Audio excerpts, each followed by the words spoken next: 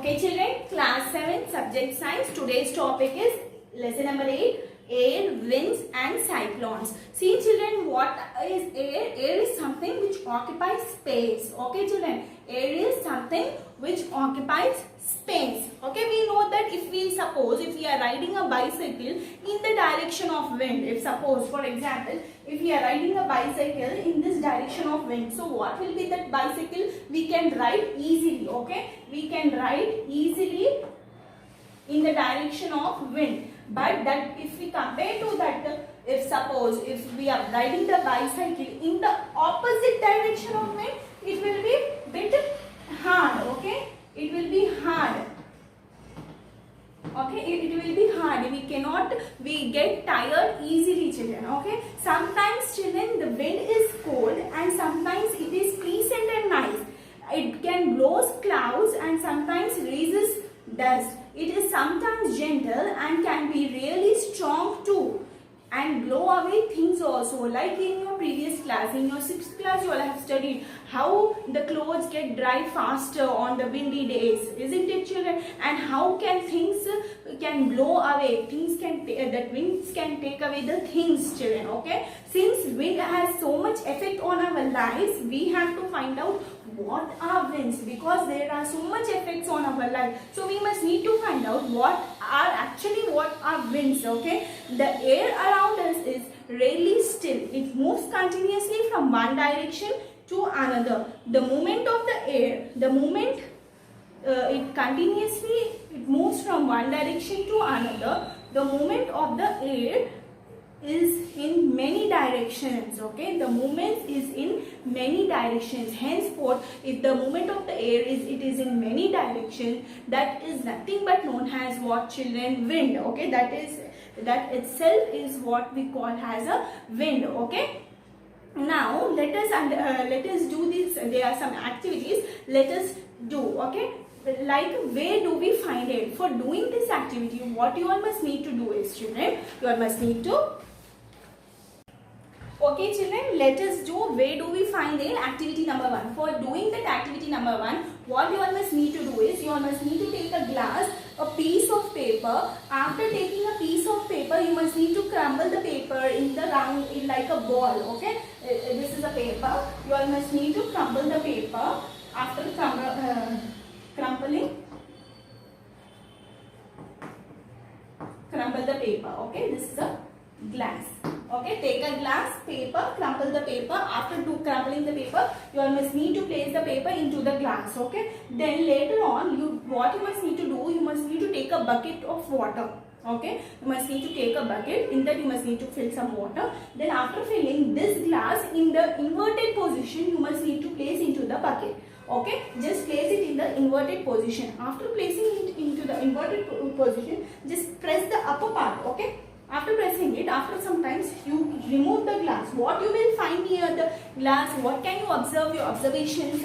The paper which you have crumbled in the glass, this area will be dry. Okay, but after keeping it in the water, still the paper won't get wet children. Okay, it will be dry because the area inside the glass is occupied by the air. Air occupies space over there. Henceforth, with this we can prove that air is present. Okay, not only this children, one more activity is there. Like suppose you all can take a glass. Okay, then you take a narrow mouth bottle. Okay, you take the narrow mouth bottle, then fill the glass, then keep the narrow mouth bottle completely into the glass. What will you observe? If you want to keep it completely into the glass, you will be observing some bubbles are coming out. That is nothing but how that bubbles will come out. It is nothing but it indicates that the air is present. Okay, the air has occupied that space. That's the reason it is coming out. Okay, not only this children, one more activity is there from your textbook. Okay, did you saw any time a dropper? A dropper will be in this. Okay children, usually we use this dropper for giving the medicine for the infants, isn't it? See children, here here also you can take some water in a bowl, and you can first you take some water in the bowl. Then in second step, what you must need to do is you just press once the dropper. After pressing once the dropper, you will see that some bubbles are coming out. Okay, that means we are taking out some air so that we can fill the solution. After filling up the solution also, some space will be left over. Okay, that is nothing but that empty space is nothing but the air has occupied the space. Henceforth, with this we can say that air is present. Okay children, now next coming to air exerts pressure. How can air exerts pressure? For this we can take a tire. Okay, you all can take a tire. Okay, usually what we will do children, we will pump the air into the tire so that it can get filled up. Okay, but if we overfill the pump, if we are overfilling the air into the tire, what will happen? What it will indicate? The result will be the tire gets blast. Okay, the tire gets blast. The result will be the tire gets blast. From here we are pumping. Then if we are overfilling, so it will get blast. Not only this, balloons also, when we are blowing the balloons, what will happen? To one extent it can get bigger. If you want more bigger, it will get blast. So in this way the things in this way it indicates that air exerts pressure. Okay, that the air exerts pressure. For example, where air exerts pressure. For example, these may include a balloon being filled with air, the air filled in football, and that becomes hard. Water rising through a hand pump, the tubes of cycles, scooter of car. Okay children, usually if we are hand pumping the water to get, so what we are doing when we are hand pumping the, if we are hand pumping the water, if we want water through the hand pump, usually what we will do, we will hand pump so that whatever water it is there, it should come. Okay, there it also indicates that the air exerts pressure. Okay children, not only this children, one more activity is there. Suppose, did you saw anytime syringe children? There will be a piston. If we do inside and outside, it can move easily. If suppose if we are keeping the finger in the nozzle of the syringe, what will happen children? If we keep the finger near the nozzle of the syringe, if you want to move the piston inside and outside, it will be difficult. Okay, it cannot move. Hence this indicates it results in air exerts pressure. Okay, hence it results in what? Air exerts pressure. Now next coming to air expands on heating. Okay children, now let us see about how air expands on heating. For this, what you must need to do is,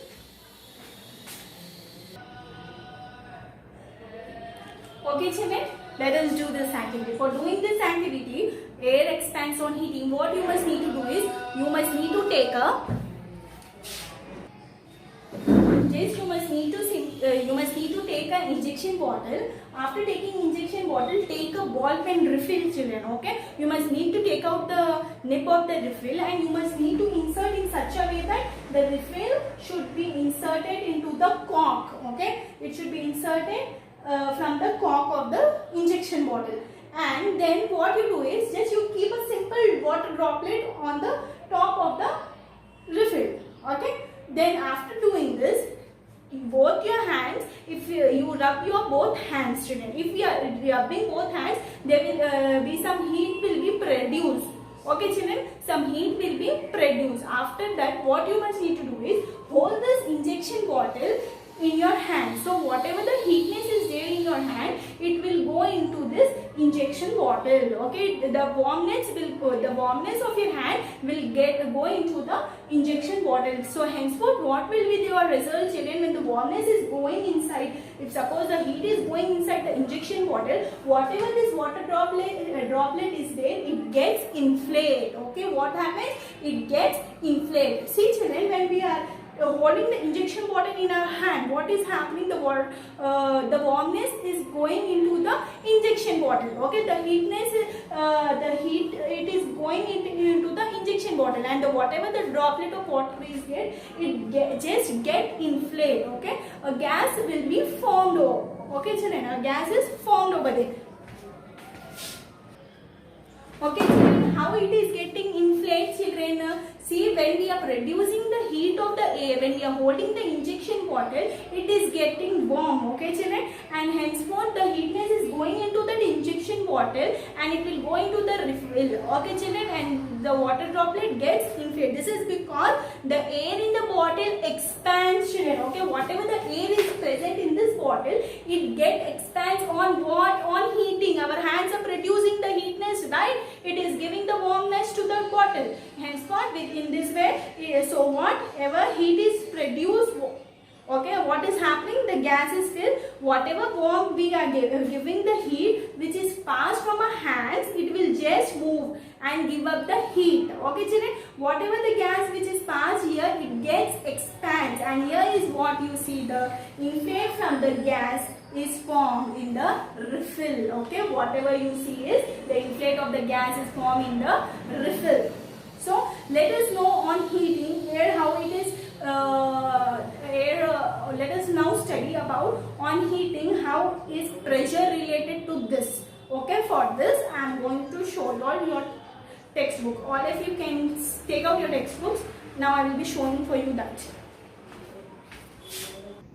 See, children, this is that injection bottle you must need to take, and whatever the water droplet we have filled over here, we have placed over here, after the warmness of our hand, whatever the air is there in the bottle, it gets expand due to the water, due to the heat. Where is this heat coming from, children? Obviously from the hands. Okay, we are rubbing the hands, isn't it, children? That heatness, that warmness is going into the bottle. Okay, the heat produced by the hands. So whatever it will be, so whatever heat is produced here, no children, what is happening here? The gas is filled over here. Whatever warm we are giving, the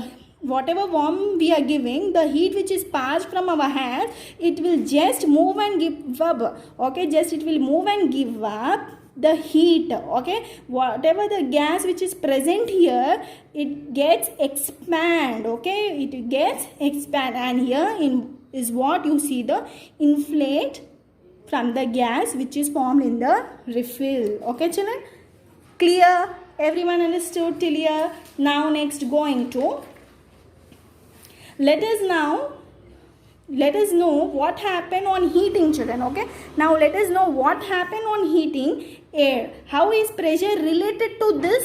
Let us see. Okay, what happened on heating air and how is pressure related to this? It is very important to know that, children. Okay, now see, air expands and occupy more space. Okay, that is when the air is expanding on heating. When it is getting expand on heating, when something occupy more space, it becomes less dense.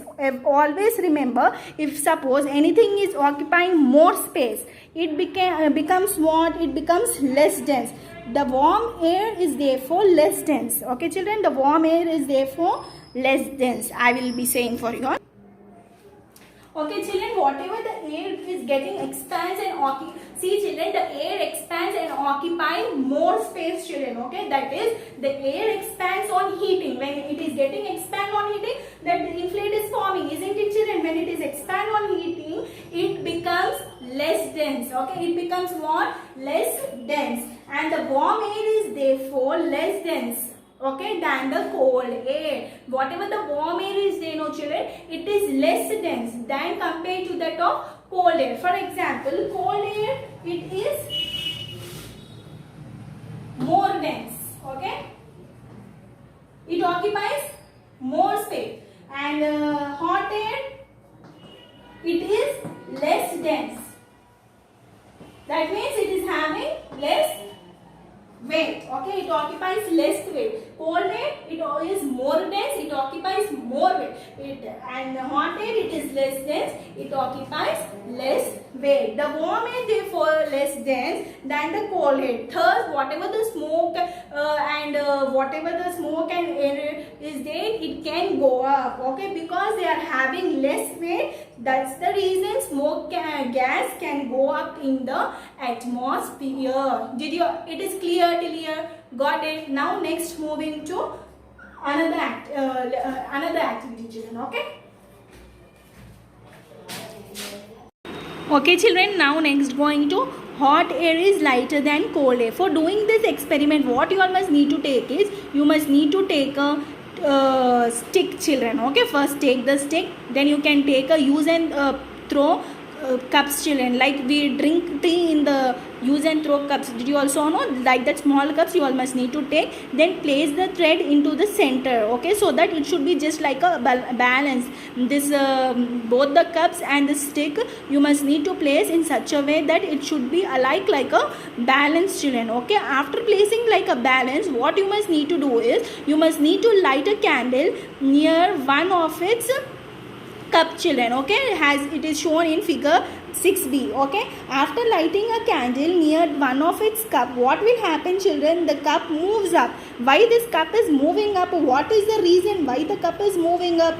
Because of this candle. Why it has moved up? Because there is some air pressure over here. Okay, some air pressure is over here. The gas is present over there. That's the reason the cup is moving. See children, if you all remember, if we fill a balloon, okay, if we are filling a balloon with the gas, what will happen? It moves up because gas is very light in weight, children. That is the reason the balloon will move up. Okay, now let us do activity number 7. For doing this activity, you all must need to take a balloon. Blow the balloon. After blowing the balloon, what will happen, children? It get expands, right? If we want to press the balloon, it will be harder, isn't it, children? It will be harder. Why? Because whatever the air is present inside that balloon, See children, whatever the air is present inside the balloon, the air present inside balloon exerts pressure, children, on the walls of the balloon. Okay, on the walls of the balloon, it just exerts the pressure. That's the reason it exerts pressure onto the walls of the balloon. Okay, children, like we know that when air moves, it is known as wind, isn't it, children? Air moves from the region where the air pressure is high to the region where the air pressure is low. The greater the difference in pressure, the faster the air moves. We still have to think why winds occur in nature. Okay, children, see, the greater the difference in pressure, the faster the air moves. For doing this, what I want to say you all is, okay children, whatever the air is present in the balloon, okay, whatever the air is there in the balloon, air is just getting exert